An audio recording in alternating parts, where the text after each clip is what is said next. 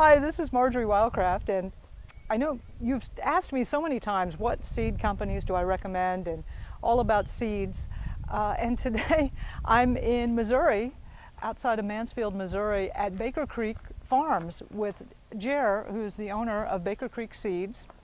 And we're going to talk about heirloom seeds and how Jere got into this business. But this is a company, I found out about Baker Creek Seeds originally from the work that they're doing with the Millions Against Monsanto and the Organic Consumers Association. And they're doing a lot of really socially responsible work in addition to growing heirloom seeds, which in itself is socially responsible work, but their outreach and what they're doing and to help people and encourage local organic food production is really admirable. So I want to introduce you to Jere. Jere's been growing and selling seeds since what, you were 13 years old? Yeah, well, actually started the seed company when I was 17, but yeah, I've been collecting seeds and growing a garden ever since I can remember. Ever since I was like 3 and 4 years old, I started gardening, and even before with my grandparents and parents. So. And so you have a huge seed company, and I've got some footage in here showing some of your warehouse and packing, and you sell 1,200 varieties of seeds? Well, actually, we're a little over that now. We're up to about 1,450 different varieties from 70 different countries. So it just grows a little each year with more people sending us seeds, us traveling, collecting seeds. Neighbors sometimes will just bring something in that their great-grandmother might have had. It's just all different ways. The list just keeps growing every year, and we still don't have near all the seeds in the catalog that we actually have in our seed bank. And all of these seeds are heirloom seeds. They're open pollinated, which means that if I plant them and I save the seed from it, I'm going to get that same plant over and over again if it hasn't cross-pollinated or something. You should be able to, yeah, there's no patenting on them, so you there's don't have no to. Terminator genes and nothing. You should be able to grow them and save them and pass them on just like people have always done for generations. Have always passed seeds down to the next generation and to their friends and neighbors. And these are not genetically modified? Not genetically modified. No. They're part of the community and part of communities rather than just a industrial byproduct or crop. It's a part of who we are and part of what we eat. It comes from the seed, and the stories that we tell come from the seed and the food that we eat, and that's the exciting part about them. It's more than just survival. It's also keeping our culture and what we eat alive. The dishes that we make depend on the varieties that we grow. Yeah, each one of these seeds is a heritage actually from the generations of farmers that have saved it and perfected it and selected for it. Now, you do a lot of the field testing and trialing here at this farm, and you grow some of it out here, but actually a lot of the seed you get is from a network of small farmers that grow the seed for you and bring it in that you have relationships with? Correct. Yeah, we work with small seed companies and farmers and even home gardeners. So it's everywhere in between. Sometimes it's as small as, it might be one Amish grandmother growing one pepper that's been in her family for 100 years and saving seed and maybe saving 10 pounds of a pepper and sending it to us. And in other cases, it's something that, it might be a family or even several families or even a small, group of people that have banded together to form a seed growing organization.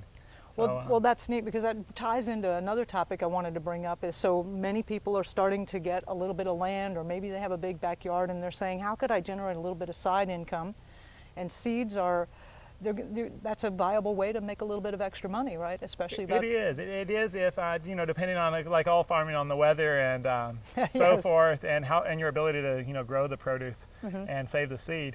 But definitely, it's definitely can subsidize what you're already making on your farm or garden, or even if you're not making anything at all, you can pick up some money to maybe patch your roof or buy a piece of equipment you need, buy a new rototiller, or if you're more serious about it and you have 50 or 100 acres, or you can network with other farmers in your area to grow things.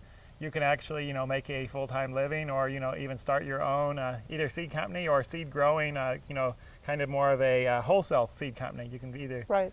Either way. So. The easiest way would be if I grew a bunch of extra seeds is probably to set up a relationship with you and start selling them through you. Contact us or other small seed companies out there and see who needs what. I mean, and also contact people in advance is the best to find out what they might be, so you won't have any surprises. Call them ahead of time, tell them what you're planning to do, or ask them for suggestions.